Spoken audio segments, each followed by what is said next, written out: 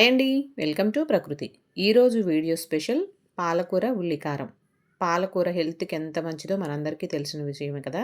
అయితే ఎప్పుడు రొటీన్‌గా మనం పప్పులో గానీ, లేదా టమాటా ఏసి గానీ వండుకుంటూ ఉంటాం. పాలకూర, టమాటా కూడా తినకూడదు అనేసి అంటూ ఉంటారు. అయితే అలా కాకుండా ఎప్పుడూ ఒకేలా కాకుండా కొంచెం డిఫరెంట్‌గా పిల్లలు గూడా ఇష్టపడేలాగా ఉల్లికారం వేసి చేసుకుంటే చాలా రుచిగా ఉంటుందండి. ఇది ఎలా చేసుకోవాలో ఇప్పుడు చూద్దాం.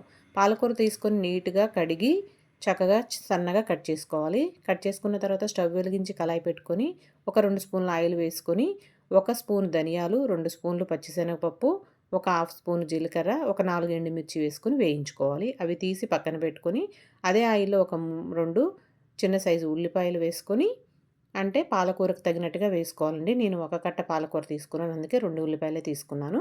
అవి నూనెలో వేసుకొని కొంచెం వేగిన తర్వాత కొంచెం చింతపండు, పసుపు, కొంచెం ఉప్పు వేసుకొని ఉల్లిపాయ ముక్కలు మెత్తబడడానికి వేయించుకోవాలి. అలాగే ఒక 10 వెల్లుల్లి రెమ్మలు కూడా వేసుకోవాలి. వేసుకొని ఇవి కొంచెం ఉల్లిపాయ ముక్కలు మెత్తబడిన తర్వాత ఇందులోకి తగినంత కారం వేసుకోవాలి. మనం పప్పు వేపినప్పుడు 4 ఎండు మిరపకాయలు కూడా వేసుకున్నాం కాబట్టి కారం చూసుకొని వేసుకోవాలి. ఇవి వేగిన తర్వాత మనం ముందుగా వేయించుకున్న శనగపప్పు, ధనియాలు, జీలకర్ర, ఎండుమిరపకాయలు మిక్సీ గిన్నెలో వేసుకొని ఇలాగ కొంచెం బరకగా మిక్సీ చేసుకోవాలి. ఆ తర్వాత మనం వేయించుకున్న ఉల్లిపాయ ముక్కలు కూడా ఇందులో వేసుకొని మెత్తగా మిక్సీ చేసుకోవాలి. ఇప్పుడు స్టవ్ వెలిగించి కళాయి పెట్టుకొని ఆయిల్ వేసుకొని వేడెక్కిన తర్వాత పోపు గింజలు వేసుకొని 2 ఎండుమిరపకాయలు అలాగే ఒక 2 రెమ్మల కరివేపాకు వేసుకొని వేయించుకోవాలి. ఒక 10-20 వరకు వెల్లుల్లి రెమ్మలు కూడా వేసుకోవాలండి. ఇందులో వెల్లుల్లి రెమ్మలు వేసుకుంటే చాలా బావుంటాయి. హెల్త్‌కి కూడా చాలా మంచిది. ఇప్పుడు అవి వేగిన తర్వాత మనం కట్ చేసి పెట్టుకున్న పాలకూర కూడా ఇందులో వేసుకొని వాటర్ అంతా పోయేలాగా దగ్గరగా అయ్యే వరకు వేయించుకోవాలి. కొంచెం పసుపు, తగినంత ఉప్పు. మనం ఇందాక ఉల్లిపాయ ముక్కలు మెత్తపడడానికి కొంచెం వేసుకున్నాం కదా! ఇప్పుడు ఈ ఉల్లికారం మొత్తానికి సరిపడేలాగా ఉప్పు కూడా వేసుకొని ఒకసారి కలుపుకొని మూత పెట్టి ఇదంతా దగ్గరగా అయ్యే వరకు ఉడికించుకోవాలి. ఇందులోని నీరంతా ఇంకిపోయిన తర్వాత మనం రెడీ చేసి పెట్టుకున్న ఉల్లికారం ఇందులో వేయాలి.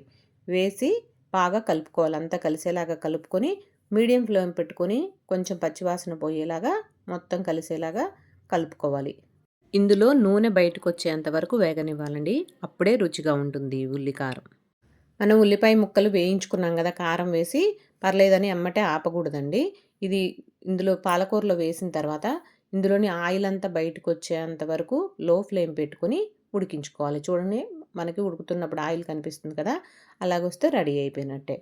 ఇప్పుడు స్టవ్ ఆఫ్ చేసుకొని వేడి వేడి అన్నంలో ఈ పాలకూర ఉల్లికారం వేసుకొని నెయ్యి వేసుకొని తింటే అద్భుతంగా ఉంటుందండి. చాలా బావుంటుంది.